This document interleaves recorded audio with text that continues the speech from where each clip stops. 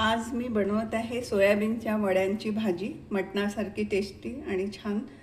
तर मी 1 वाटी वाळलेल्या सोयाबीनच्या वड्या घेतलेल्या आहेत। त्यासाठी लागणारं साहित्य: कांदा, तिखट, कोथिंबीर, धने पावडर, जिरे पावडर आणि तेजपान घेतलेले आहे, कलमी घेतलेली आहे, लसूण कोथिंबीरची पेस्ट, मीठ आणि तेल। प्रथम मी गरम पाण्यामध्ये त्या वड्या एक 10-15 मिनिटं आधी भिजत ठेवलेल्या होत्या। मग एकदा उकळलेल्या पाण्याने कोमट पाण्यात भिजत ठेवलेल्या, तर त्याचा आकार वाढतो। आता त्या वड्या मी अशा त्याच्यातलं पाणी काढून अशा बाहेर काढणार आहे। त्या वड्या पाण्यातनं असं पूर्ण पिचकून त्या बाहेर काढलेल्या आहेत। आता आपण भाजी तयार करायची आहे। पातेलं गरम करायला ठेवलेलं आहे।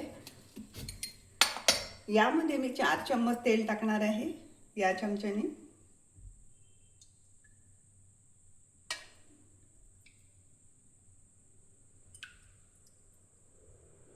ही छान पौष्टिक आणि टेस्टी भाजी होते।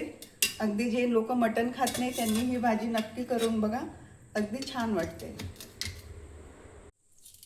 तेल तापलेलं आहे, त्यामध्ये 1 हिरवी विलायची, 1 लवंग, ह्या कलमीच्या 2 तुकडे आणि तेजपान हे टाकत आहे। हे तेलामध्ये झालेलं आहे। आता टाकत आहे मी बारीक चिरलेला कांदा, साधारण एवढा,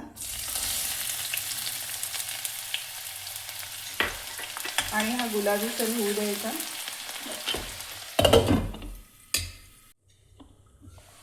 कांदा गुलाबी सर झालेला आहे। आता मी टाकत आहे अद्रक, लसूण आणि कोथिंबीरची पेस्ट, जी 1 चम्मच टाकली। हे सुद्धा तेलात होऊ द्यायचं। आलं लसणाची पेस्ट झालेली आहे, तेलामध्ये छान वास येत आहे। आता टाकत आहे मी हळद अर्धा चम्मच, 1 चम्मच धने पावडर, अर्धा चम्मच जिरा पावडर आणि तिखट 1 चम्मच आणि थोडं। तुम्हाला तिखट जास्ती पाहिजे असेल तर तुम्ही जास्ती पण टाकू शकता, अंदाजाप्रमाणे, आणि चवीप्रमाणे मीठ।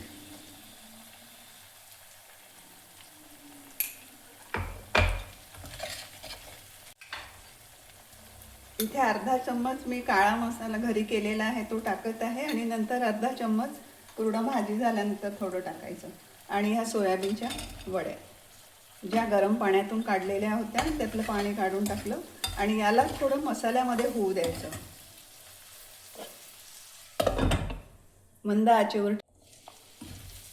आता मी टाकत आहे आलं लसणाचं पेस्ट करताना जे पॉटमध्ये धुतलेलं होतं त्याचं पाणी टाकत आहे। पाणी कमी टाका, कारण याच्या आतमध्ये हा वड्यांमध्ये मसाला आणि तिखट मीठ गेलं पाहिजे, तर त्याला चव छान येते, टेस्टी वाटते। आणि हे सुद्धा कमी गॅसवर ठेवून द्यायचं। हे पाणी संपलेलं आहे, परत टाकत आहे मी पाणी शिजवायला। मस्त वास येत आहे मसाल्याचा, अगदी छान। आणि हे अर्धा चम्मच मी तेव्हा काळा मसाला टाकलेला होता, सावजी, तो परत आता टाकत आहे। आणि ही एक 10 मिनिटं शिजू द्यायची, म्हणजे भाजी एकदम तयार।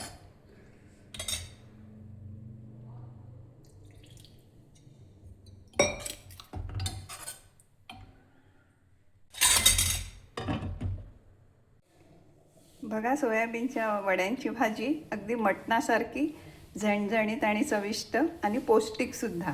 असं सोयाबीन खाल्ल्या जात नाही, त्याच्यामुळे अशी चविष्ट भाजी करायची आणि खायची। आणि बघा, कोथिंबीर टाकल्यामुळे किती सुंदर दिसत आहे, आणि सुगंध पण मसाल्याचा खूप छान येत आहे।